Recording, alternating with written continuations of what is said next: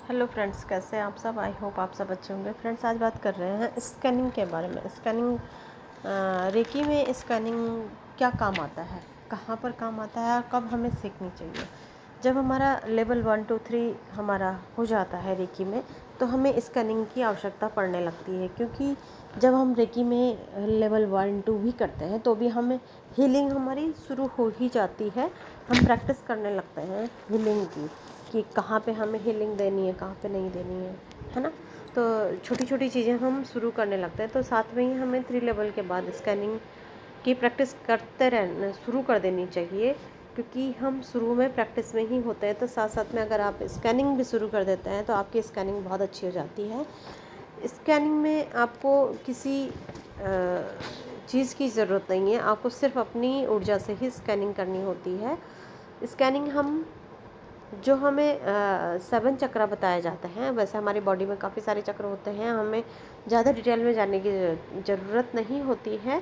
हमें अपनी बॉडी के 7 चक्र में काम करने से ही पूरी बॉडी को हम हील कर सकते हैं, उसको ठीक कर सकते हैं।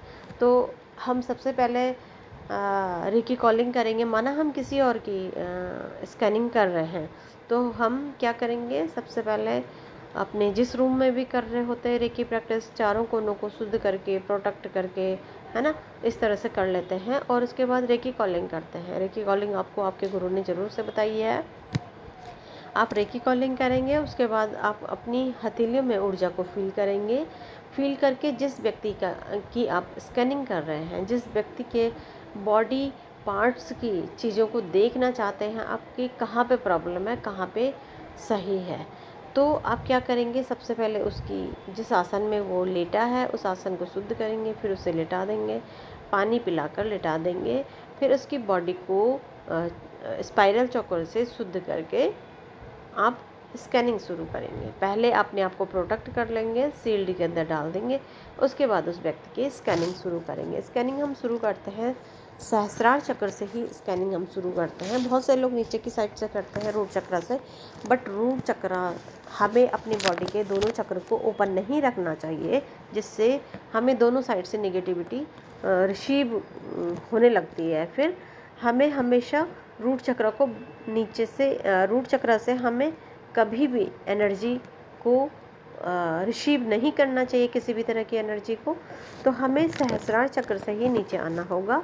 रेकी कॉलिंग हमने की, हम सहस्रार में अपनी हथेलियों को ऊर्जा को फील करते हुए सहस्रार चक्र से नीचे की तरफ आएंगे।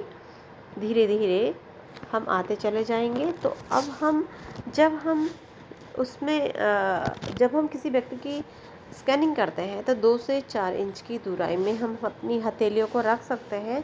व्यक्ति के शरीर से 2 से 4 इंच से ऊपर ना हो, क्योंकि हम फिर उसकी एनर्जी फील्ड से थोड़ा सा दूराई बना लेंगे।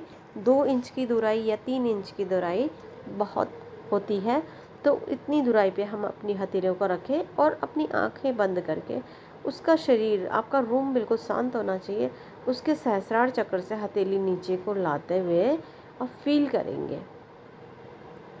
थर्ड आई में आई, थ्रोट में आई, जहाँ पर भी प्रॉब्लम होगी आपकी हथेली में, वो जगह फील होने लगेगी।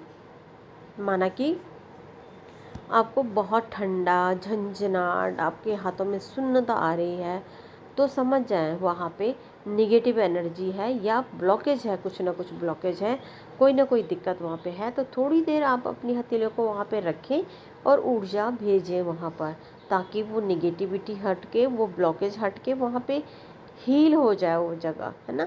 तो इसी तरह से आप उसे 2-3 मिनट हील करने के बाद धीरे धीरे नीचे आएँ।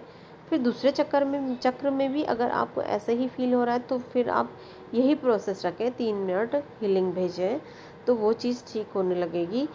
उस चक्र से संबंधित कोई भी प्रॉब्लम अगर है बॉडी में, तो वो वहाँ हीलिंग, रेकी की सबसे बड़ी पावर ये होती कि रेकी खुद ब खुद जगह ढूंढ लेती है कि कहाँ हीलिंग की ज़रूरत होती है, तो खुद रेकी वहाँ जाती है जहाँ प्रॉब्लम होती है, तो उससे उस व्यक्ति की हीलिंग होने लगेगी।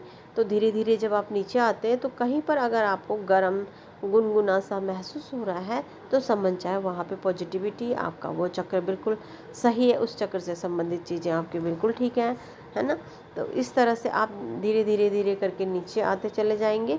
और अगर किसी व्यक्ति के शरीर के अंदर होल आपको फील हो रहा है कि मतलब गहरा सा है ना, तो खिंचाव सा महसूस हो रहा है, आपके हाथ अंदर की तरफ खींचे चले जा रहे हैं, तो आपको फील कर लेना चाहिए कि उस व्यक्ति के अंदर कुछ तो दिक्कत है, कुछ तो उसके अंदर एडिक्शन है, कुछ तो उसके अंदर प्रॉब्लम है, जो वो गलत आदतें हैं। गलत आदत कुछ भी हो सकती है ना। स्मोकिंग हो सकती है, उसका ड्रिंक हो सकती है, उसका अदर व्यक्ति से उसका अट्रैक्शन हो सकता है। इस टाइप की कोई भी बुरी आदत हो सकती है, या कोई किसी टाइप का थीप भी हो सकता है ना। कुछ भी एडिक्शन हो सकती है, दूसरे को दुख देना, दूसरे को तकलीफ देना, इस तरह की एडिक्शन, जैसे किसी से जेलसी करना, इस तरह की एडिक्शन भी उस व्यक्ति को हो सकती है। तो आप वहाँ पे हीलिंग ज़रूर दें, है ना। तो उसकी वो बुरी आदत उसकी छूटने लगेगी, उसकी बुरी आदतें दूर होने लगेगी, और उस चक्र में हीलिंग जब देंगे तो वो आदतें ऑटोमेटिकली दूर होने लगेंगी, बुरी आदतें।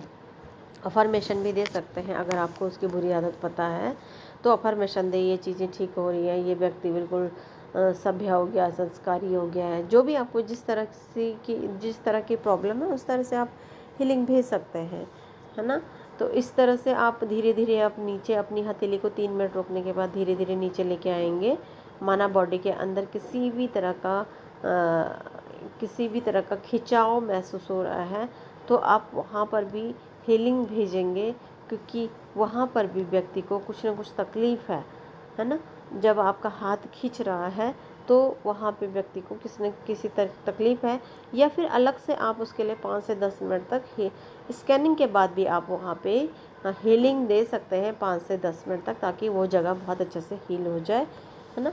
और बहुत स्कैनिंग में अगर शैडो आपको फील हो रहा है तो समझ जाए, माना आप हार्ट चक्र में हैं या किसी भी चक्र में आप हैं, शैडो फील हो रहा है, शैडो जाता हुआ फील हो रहा है, तो समझो आपके हाथों से हीलिंग गई और निगेटिविटी बाहर निकल गई। लेकिन अगर वहीं पर शैडो फील हो रहा है, ब्लैकनेस महसूस हो रही है, या कोई डार्कनेस महसूस हो रही है, तो वहाँ पे समझ जाएं तो वहाँ पे निगेटिविटी है, वहाँ पे आपको हीलिंग देनी ही होगी, क्योंकि जब तक आप हीलिंग नहीं देंगे तब तक वो निगेटिविटी नहीं जाएगी वहाँ से। तो आप लगातार वहाँ पे हीलिंग दें, जिससे वो निगेटिविटी हटती चली जाएगी। तो ये प्रोसेस आपको काफ़ी दिन तक करना होगा, जिससे वो निगेटिविटी पूरी तरह से हट जाए। या कभी कभी ऐसा होता है कि जब हम अपनी आंखें बंद करके कुछ भी रेकी से संबंधित काम कर रहे होते हैं, तो हमारे आंखों के सामने कुछ भी आ जाता है, जैसे कि किसी की आंखों के आगे खतरनाक सांप आ जाता है, तो वो निगेटिविटी का सूचक है।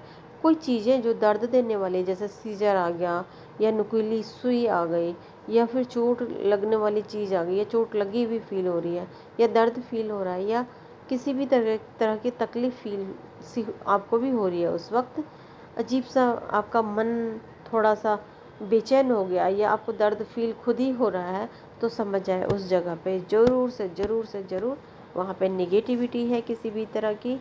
तो आपको वो जगह स्पेशली हील करनी होगी। वहाँ पे समझें कि कोई पास्ट लाइफ से आई हुई निगेटिविटी भी हो सकती है, या प्रेजेंट इसी जीवन की भी निगेटिविटी हो सकती है, किसी के द्वारा भेजी गई भी हो सकती है, खुद के कर्मों के द्वारा भी हो सकती है। हमारे कर्म भी निगेटिविटी को अट्रैक्ट करते हैं, निगेटिविटी बढ़ाते हैं। जैसे हम कर्म करेंगे वैसे हम फल पाते हैं, ये सभी को मालूम है। तो जिस तरह से हम कार्य करते हैं उसी तरह का हमें रिज़ल्ट सामने मिलता है।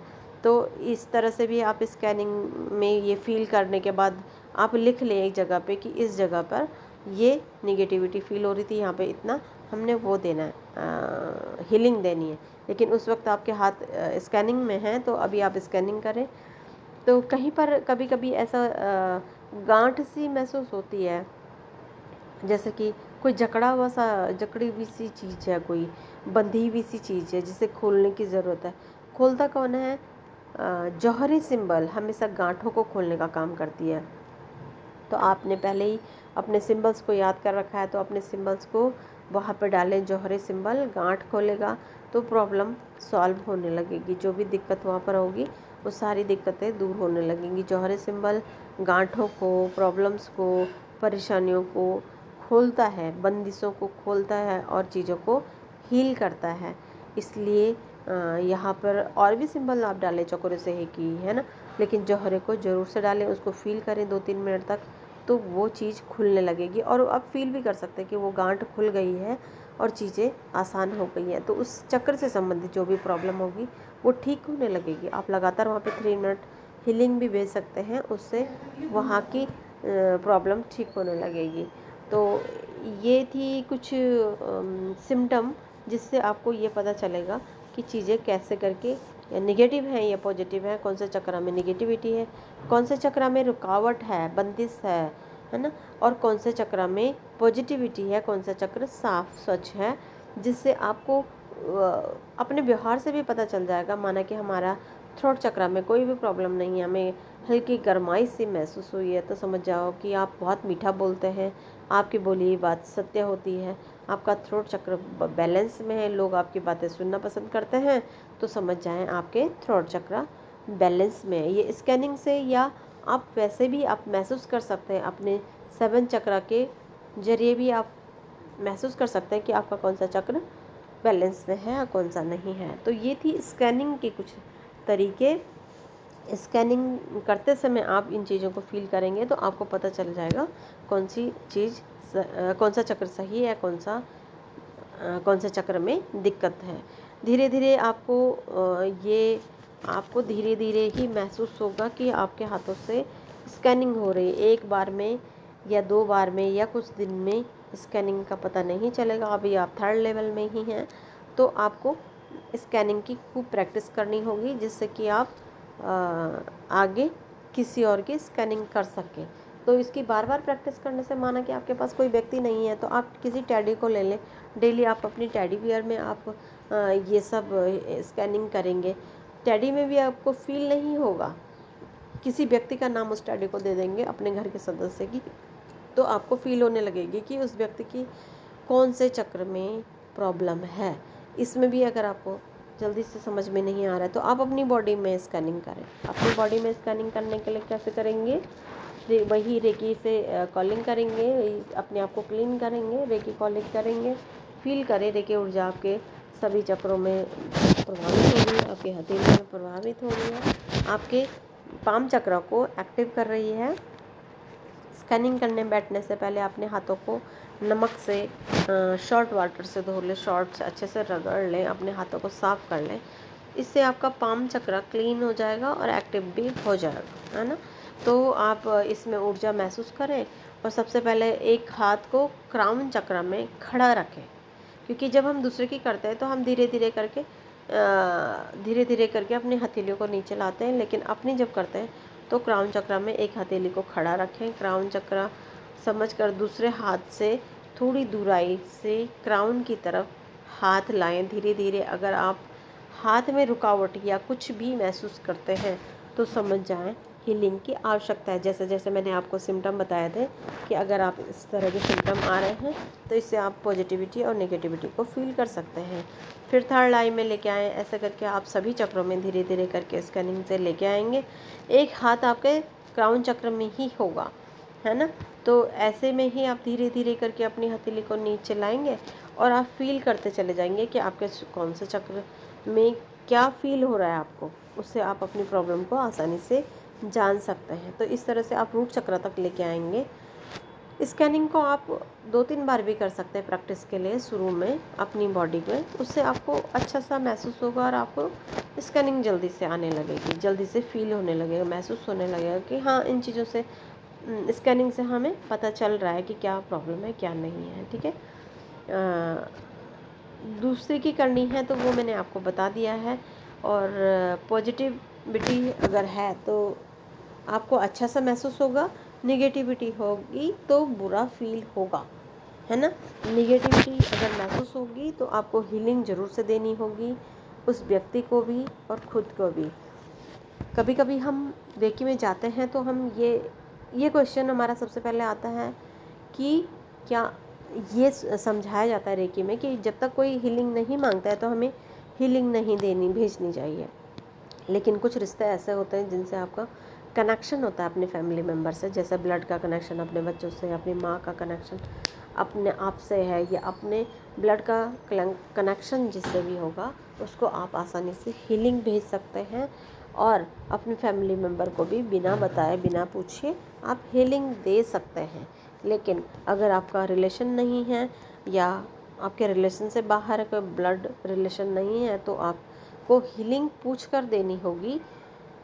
अगर वो व्यक्ति खुद हीलिंग मांगता है, हीलिंग चाहता है आपसे, तभी आप हीलिंग दें। बिना हीलिंग रिक्वेस्ट करें आप हीलिंग अपनी मर्ज़ी से ना दें, किसी की तकलीफ़ को महसूस करके ऐसे ही हीलिंग ना दें।